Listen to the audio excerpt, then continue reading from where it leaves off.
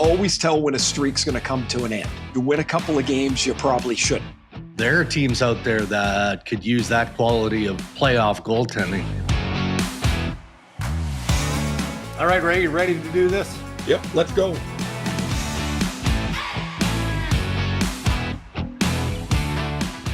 Powered by Reb Media in partnership with TSN, this is Season 7 of the Ray and Dregs Hockey Podcast, and it is presented by our title sponsor, Tim Hortons. The NHL hockey cards are back with a fresh 234-card collection from Upper Deck. You can find your favorite NHL stars, specialty inserts, and rare autographed cards. You could even uncover golden prize cards for a VIP trip to the 2026 Stanley Cup Final, or for the first time ever, you could win a brand new car. Where are you, Ray Ferraro? You look like you're in the east somewhere. The sun is shining. I'm in Washington. Stories. Yeah, I'm in Washington. Pretty, yes. Pretty windy down here. So flights were delayed yesterday. Kind of slowed my entry in. So by the time I got here, I was hoping to get here a little earlier, to watch because it was a good sports day. But by the time I got here, the Blue Jays were thoroughly getting their ass kicked. And it was like, but you say that. I'll move over to Monday Night Football now. Yeah, now you're a proud Canadian, so I mean, there's got to be a big part of you that wants to celebrate the fact that the Jays have had some playoff success, but you're also a diehard Boston Red Sox fan. Yes. So there's a big part of you that is enjoying the demise, isn't it? Well, the other part to this, I will say, I'm not enjoying it, but when you're in the West, like I'm out in Vancouver, we have kind of an affinity for the Mariners. Yes, because it's kind of our closest team. And makes sense. When I was growing up, I was an Expos guy. Like I just loved the Expos, and they were in their heyday, around my teenage fandom years.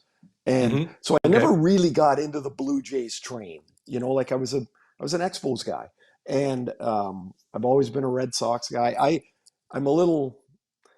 didn't think this series would go like this. I got to say, yesterday went sideways. And I will say this, never managing a team before, but I'm now going to manage a team.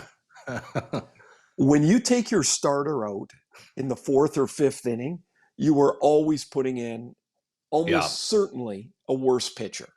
Mm-hmm.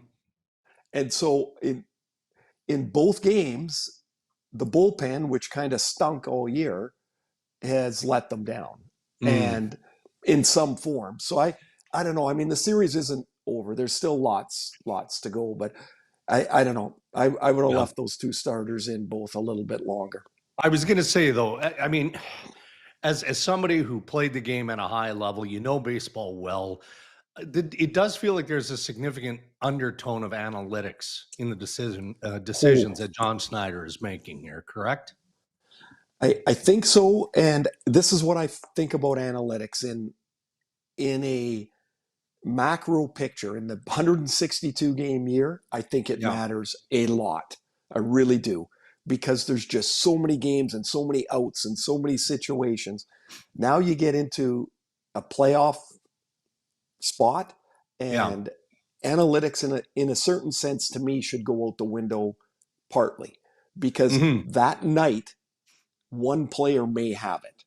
He may have it that goes against your analytics, but you're watching the game. Like Blake Snell pitched the late game for the Dodgers.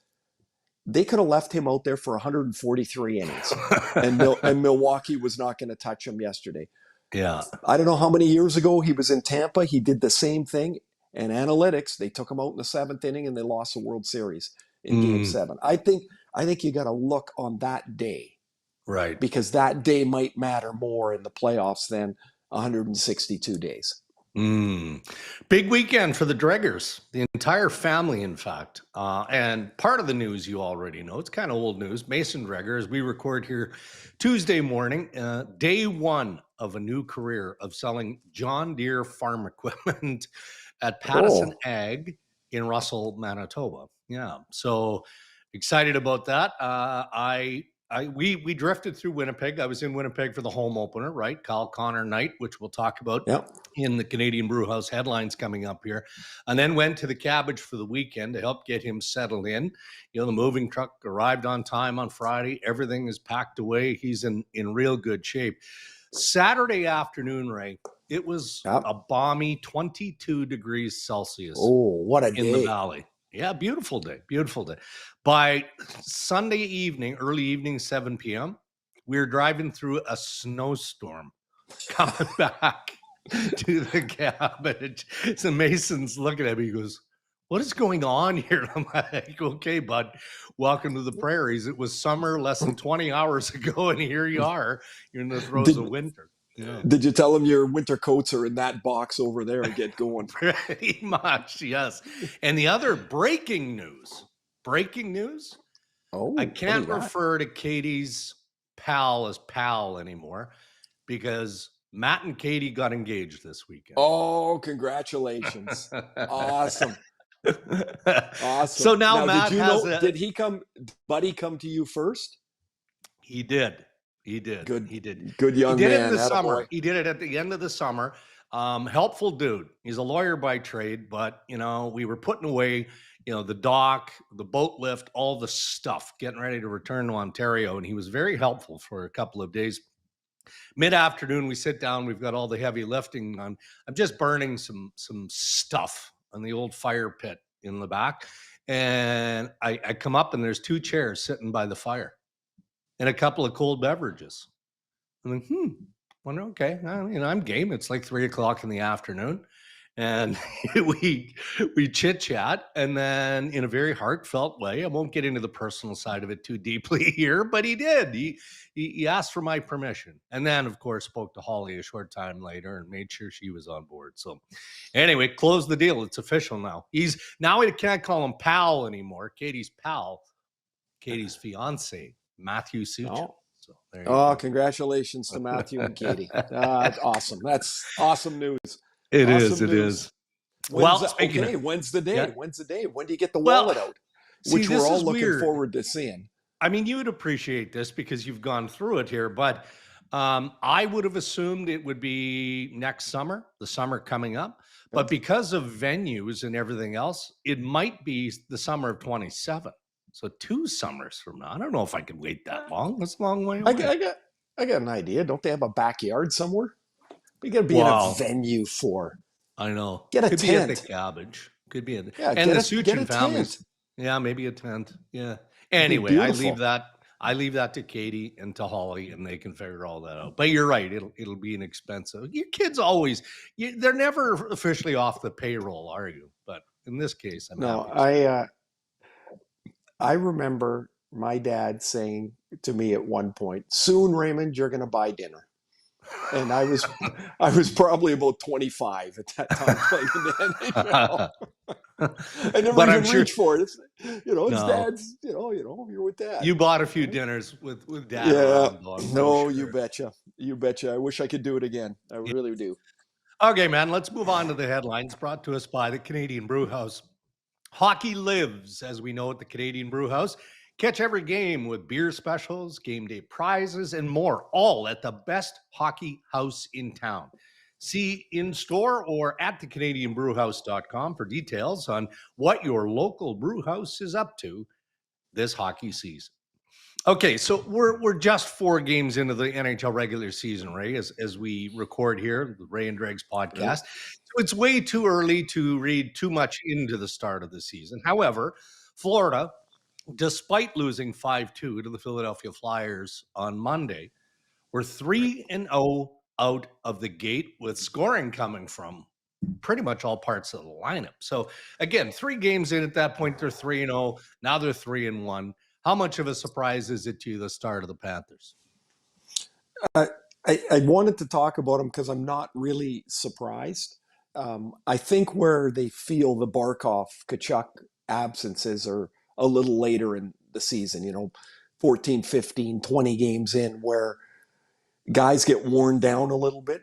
You don't have the 18 minutes a night from Barkov to just take care of everything. Now, Evan Rodriguez and Sam Bennett and Anton Lundell, like they've got to carry the center position, and maybe won't be able to do it for 6 weeks. They can do it for 2 weeks, but eventually you start missing those guys.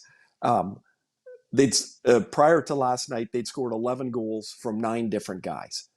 They're, like they're a true team. Like we talked about it when they won last year, and they've cultivated what everybody is after, and that's a group that chips in here, chips in there. They've got, of course, some very high-end guys, but they seem to get contributions across the board, and guys understand what's needed from them. Right. They don't try to provide more than what they can. And so a really good start for them. And I do think there's going to be some speed wobbles, but last year they went through this stretch and nothing was going right. And Paul Maurice was just like, yeah, what are you going to do? Like, we're going to be a playoff team. We'll get healthy for the playoffs. And, like it was very, well, because he's been around coaching for 35 years, he's like, it's just going to be what it's going to be, and we're going to be fine. And so I think Florida's pretty set up to handle this, but I do think they're going to hit this little wobble here where they just miss the presence of those two guys. They're just such good players. Yeah. Well, speaking of good players, it's never a surprise when you look at the NHL stats and you see Nate MacKinnon at the top of the heap in point production. I mean, it just seems like an annual occurrence, provided he stays healthy, obviously. So there he is again, sitting there with 8 points in 4 games. Yeah. And his teammate, Martin Nečas, is right there with him. And the reason I bring it up, it's not that, again, we should be overly shocked to see Martin Nečas with 8 points in 4 games. But I want to expand in a moment here on some of the other contract guys that recently got their contracts, and bang, they're just off and flying right now, which is a lovely reward for those players, but also recognition in their clubs that, okay, investment well made, at least at this point. So not that we always want to talk about the business side and money. Pretty obvious, though, that Colorado is going to have to open the vault when it comes time to extending Martin Nečas, especially if he continues to stay healthy and produce the way he has early. Yeah, it's not a tough spot, because the fact is, if you have good players, you have to pay them. Now, the last good player they had that they didn't want to pay is now in Dallas. Yeah. And that brought them Nečas. So you'd have to think, if he likes it in Colorado, and I don't know why he wouldn't. I mean, Denver's awesome. Yeah. Your centerman is pretty awesome, right? You're in a system that really suits you. Like, you have to think there's a way to get to the deal. Now, do they get to it now? Do they wait? Do they want to see, can he do this most of the season? He does not have a playoff track record, that would inspire you. So, and by the way, they got to sign Cale Makar up pretty quick too. Yeah.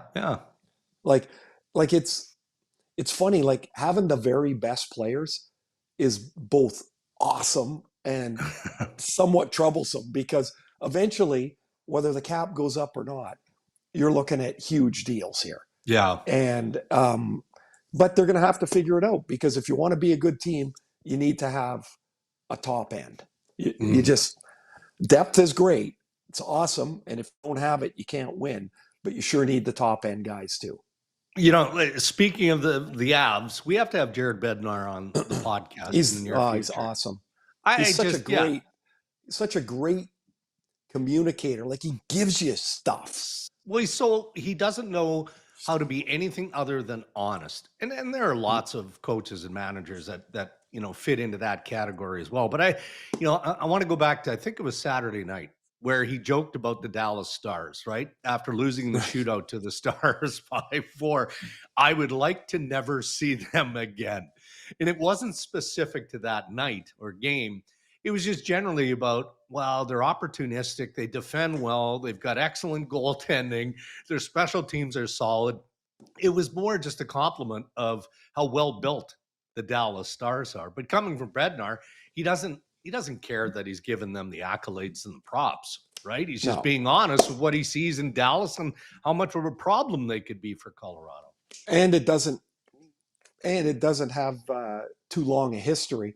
Remember what happened last year in the playoffs? Mm-hmm. How'd that go? Well, so that's Rantanen guy. And then they Yeah. lose in the shootout, and it's Rantanen guy again. It's like, please go away and go bother somebody else.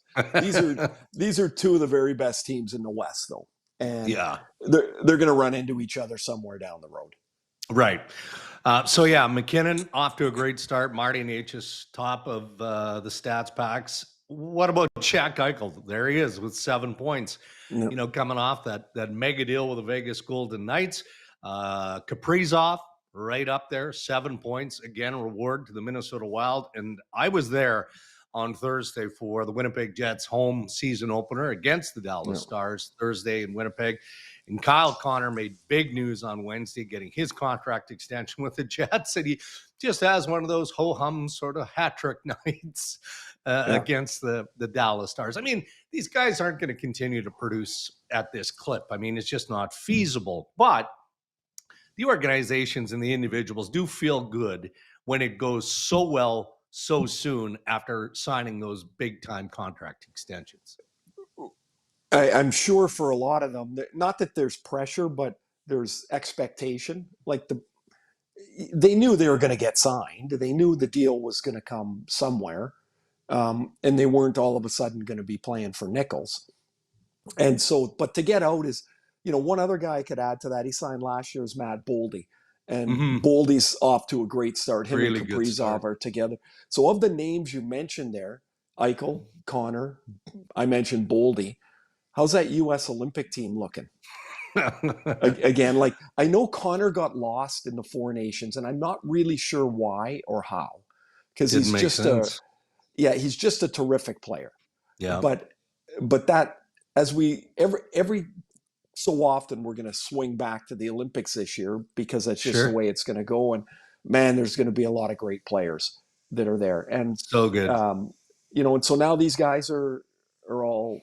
Wallets are happy. They're happy. They can just go and play and know where they're going to be for the next long portion of their career. And it's, I mean, some guys like the edge of being in the last year of their contract. I've said this before. I hated it. Yeah. I just hated it. And I liked knowing that I had a little bit of road in front of me. And maybe some of these guys do too. Strong work by Kent Hughes and the Montreal Canadiens. Talking about what you just referenced, right? The security. And in the case in Montreal, you've got a nucleus that now includes Suzuki, Caulfield, Slavkovsky, Dobson, Goulet, and of course now Lane Hutson with the 8-year, $70.8 million contract extension. So the nucleus of the guys that I just mentioned, that would be the core of the Habs, are under contract until 29-30. So management can continue to peck away and build around that core, but that's a pretty solid core. So your thoughts generally on Montreal and the work that Kent Hughes and Jeff Gorton have done, and what you thought when you learned that 21-year-old Lane Hutson earned an 8-year extension at $8.85 million per. Well, I did their series against Washington last year. And they lost in 5 games, but they gave them a hell of a push. And I was quite impressed with how hard they played. You could see they were deficient in a couple of places. They need a centerman, to take that next step. But so do 6 or 7 other teams, right? Like it's going to be hard to just make one materialize. But now that they've got their group signed, and you have to have faith that you've got the right group. Then you can start chipping around the edges of that, fill in a bit here, a little bit over there. Washington's done the same thing. They're in this. Washington's in a really interesting place because they've got some really older guys, John Carlson and Ovechkin in particular. Yeah. But now they've filled around them with some younger players that are all likely hitting the primes of their career. Mm-hmm. And so now you can build around that core. And so I like what Montreal has done. I really do.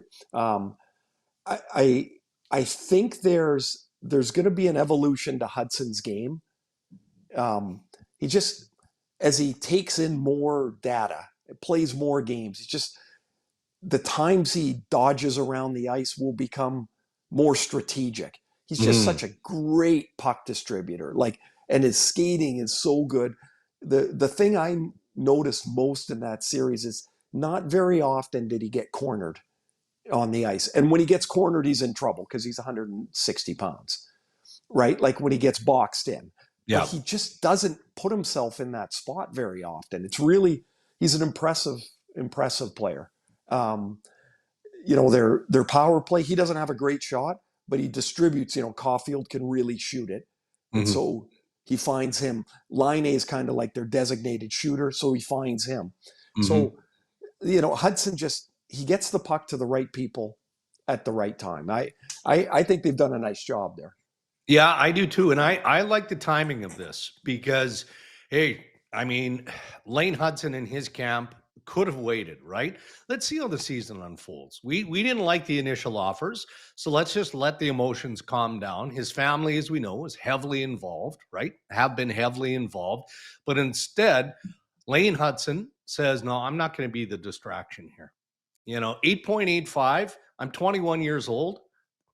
That contract, especially as heavy bonus as it is for the first 7 years of the contract, is more than fair value. It really is. Yeah, you have Noah Dobson at 9.5 in a market that was chirping about how this kid should get 10 and all of that. Now he steps in and goes, let's get this done because I'm just, I'll I don't want to be a distraction. I like Hudson's contract better than Dobson's. Yeah. That's like, it'll age better. Yeah. I just think Hudson's a better player. Yeah. Well, we'll see. But at 21 years old, it's not a bad starting point to earning your wealth of your future. No. Unfortunately, and we focused a lot on the positive. There's some good stuff happening around the NHL in the first, 5 or less games of the regular season. But then you look at those standings, Ray, and you see a familiar spot for the Buffalo Sabres. Oh, boy. Stumbling out of the gate. 0-3 as we record. A bit of Alex Tuch speculation that just comes with the territory, right? He's in a contract year with the Sabres. The Sabres have strongly indicated that they want to extend their veteran forward. He's certainly willing. He'd like to stay in Buffalo, but he also wants to see how things are going to go here, before he signs off. So what are you seeing? What do you think is going to happen? And are these stories, whether it's Alex Tuch or Tage Thompson who wants to see more? I mean, is this the season that is going to be for the Buffalo Sabres again? Well, it is something. I mean, they're at 14, right? And 14 in a row that they haven't made the playoffs. They've got 2 goals. I'm just looking it up here. They got 2 goals in 3 games. They got 10 goals against. I'm not really sure why my thing did that. Sideways. I got sideways, Zuby. I haven't touched anything. Things have literally gone sideways here. Yeah. Yeah, so the podcast has gone sideways. What do you want me to do, Zub? Before I answer on the Sabres. I wonder if we can rewrap the Sabres. Yeah, this is the Sabres season thus far. Are you operating this podcast with your mittens on again, Zub? Like, what's going on? Yeah. Come on, Zuby, hit it with a hammer. Oven mitts, yes. Can you try? We did it. There we go. See, technology. There we are. We've got this technological genius in Zuby. I just grabbed the phone and twisted it 2 ways, and now it's back. Turn it on and again. We're leaving no edits for this, Zub. This is sure. part of the let her ride if you guys want to. That's good insight there. Pick up if you can on the Sabres and how things have gone, quote unquote, sideways, right? Well, I was asked early in the year. I was on a call somewhere. What about the Sabres' identity? And I said, the problem is I can't define it. And so after all this time, I think that's maybe the biggest issue that Buffalo has is you can't really define exactly what they're supposed to be. And so they have some talented players, so there'll be some time where they play well. And then there's some time where you don't even know where the bright light's going to come from. What is Rasmus Dahlin thinking here? Like it's one thing to, you just, the years go by. This is a guy's career. His entire career, he hasn't even sniffed the playoffs. Like eventually you would think they would say, hey, I need to go. Like they're in a really hard spot because the turnaround is not fast. Yeah. And to today, it doesn't matter what happened 10 years ago. Yet 10 years ago sits on today. If that, it's heavy. It's heavy for those fans. Kevin Adams hasn't found the answers in his tenure as the GM. Like I can't even define it. And that's the biggest problem. Like you just cannot define what they are. Yeah. And Adams can't look, he knows this. He doesn't want to have to trade good players in an effort to try and renovate or whatever. They've done that several times. They've done that, right? Most recently, it would be Dylan Cousins to the Ottawa Senators. Now, granted, they got Josh Norris, and they've got, the deals that he's made some decent deals that have brought back some good pieces. But that's why that Tuch speculation is out there, right? Again, he's in a contract year, but that's why you can't continue to move those pieces out like that. You can't. No, but if you're the piece, the person, you don't want to stay. Do you want to stay if you don't see that there's good things somewhere in the next year or two? Like, do you really want to play the rest of your career in the doldrums of a rebuild? Yeah. Like right now, they're the Cleveland Browns of the NFL. Like the Browns have been in a rebuild for 30 years. Yeah. And it's goofy to say, but we're a decade and a half in here. Yeah. And it's easy to throw stones and say, oh, they should do this and they should do that. And the problem becomes there is no quick answer for it. No, that's the problem. Yeah. Like I worry that you circle and circle and circle and circle and you just never get out of it. Right. Until you just say, you know what, that's it. And you change everything. Yeah. Speaking of rebuilds here, but in our season preview, you talked about the Detroit Red Wings and more positive than negative, only just curious, I think, because you felt like based on what you saw last year, there was a window that was, again, you're at the long end of a rebuild here, but you could start to see the promise drift into the game. And I'm liking what I'm seeing from Detroit early on here. I am. I mean, they gave Toronto more than they can handle, obviously. But in a 2-2 game, it was the Detroit Red Wings on Monday that found a way to capitalize on some big Toronto Maple Leaf mistakes. I mean, they're an aggressive, fast team right now. They are. They should all turn around and thank their goalie, though, for yesterday. I mean, Cam Talbot was sensational. He was, yeah. When I look at Detroit, they're another team, of course, that have been out of the playoffs for a while. You got to take a half a step back. Do you realize how young they are? For the most part, they're young. They're James Van Riemsdyk is the opposite of young. Yeah. And he scores yesterday in his first game. But Sandin Pellikka and Edvinsson, and good we forget Mo Seider's it's not like he's like 28, right? Like these are young guys. I had it written down here. They got 8 guys under 25 on their roster. The kid that's playing up in their top 6, Finney, he's a 7th rounder in 2023. Crazy. Like, where did he come from? He's got good size. He makes good plays. And so, they put Eric Gustafsson and Justin Hall on waivers. They're like, we're going all in with these young guys. Yeah. And I think They're another team, by the way, that could use a center. Like they could use one. But I think by the midpoint of the season, maybe not that long, this is going to be a good team. Yeah, it looks like it. And you're now Lucas Raymond got hurt yesterday, and hopefully not too badly, but because that guy's a hell of a player, and they rely on him. Let's wrap up the Canadian Brewhouse headlines with a thought of William Nylander, if you could, Ray, because I did a sit-down interview with Craig Berube just prior to the start of the year, and he's a big fan of Nylander. Likes him as a person because he's a quirky guy. As we joke about, ice seemingly runs through this guy's veins. But I asked Berube in that interview, what does Willie need to do to take his game to the next level?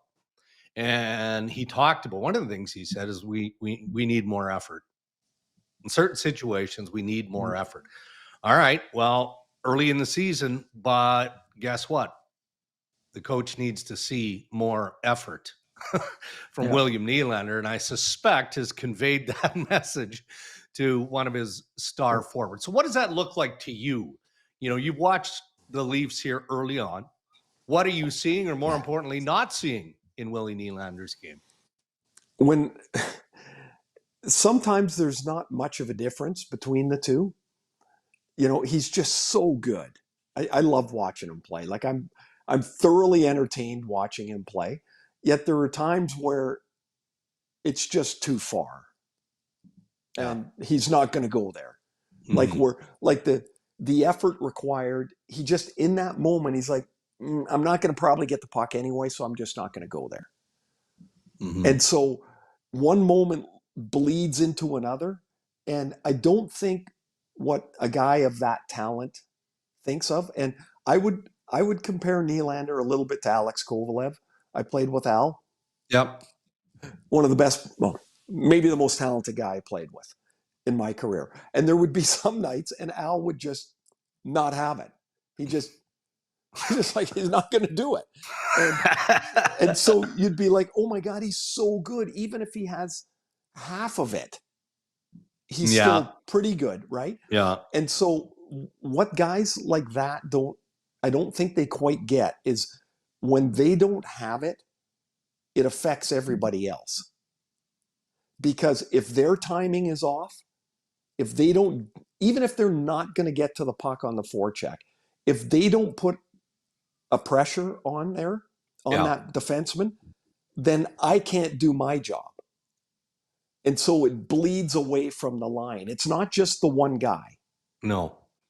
And so if you can tap into a little more regularity of it, I'm telling you, it doesn't really look like much different, except now if he puts just a little more pressure on the D, maybe I get the puck next. And so now I've got it next, and we can attack quicker. But that all came from him getting to a place where he doesn't get the puck anyway, but I do. Yeah.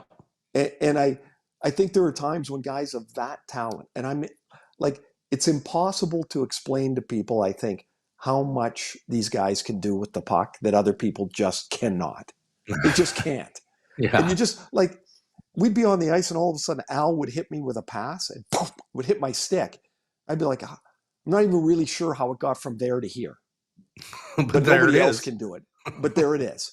And so I think of Nylander much the same way.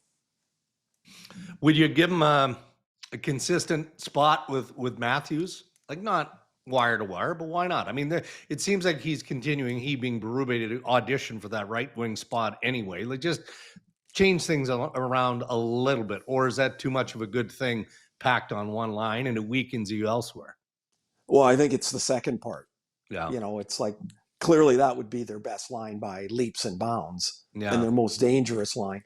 But what does that leave you behind it?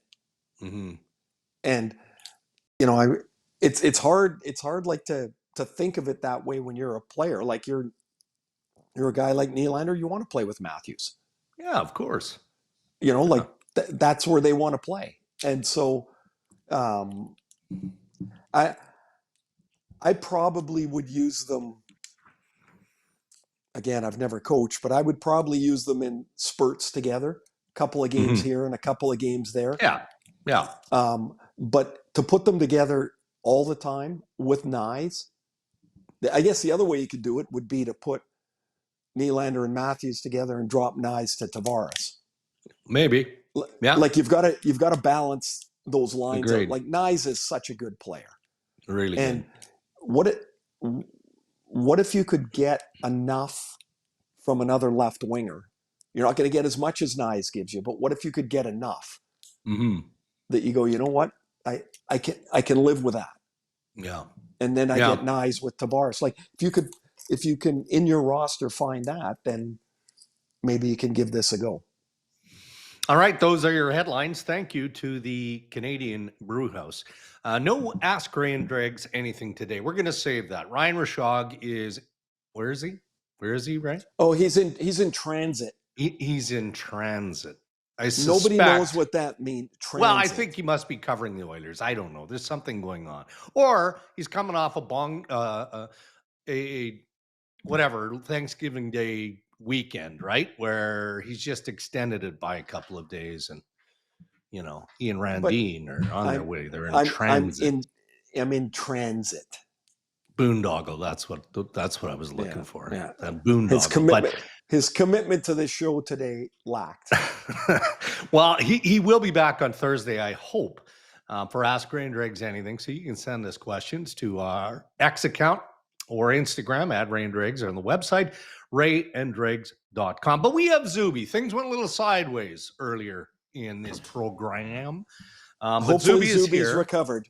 He's here for the Tim Hortons Hockey Challenge. Now, the Tim's NHL Hockey Challenge is back. It's back in the Tim Hortons app, Ray. We know this. Chance to win daily and monthly prizes for picking players who you think are going to score tonight. Plus, there's a chance to win a new Hyundai Tucson, which is the season-ending grand prize. Wonderful vehicle. So, nice. Zub, are you with us, or are you just going to be lingering in the background? I'm here. I hadn't planned to be on camera today. No, that's fine. No, we'll just listen to you. Yeah. What, are you combing your hair with a strip of bacon again, or what's going on back there? Pretty much. I got to get those cowlicks down, so the grease is on. Okay. What are you? Are you 7?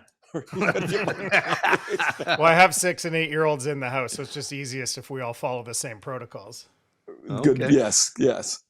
Ray, you go first. Then we'll go to Zuby, and then because Zuby is, I think Zuby, you've got your own account, but you're also managing the Ray and Dregs overall account. Is that accurate? I think we're making mine the Ray and Dregs account. Oh, okay. I've already had so much success. We're trying to. Apparently so. Well, we'll hear about that momentarily. Ray, you go ahead with tonight's picks. Now, Rishaug is doing this every day.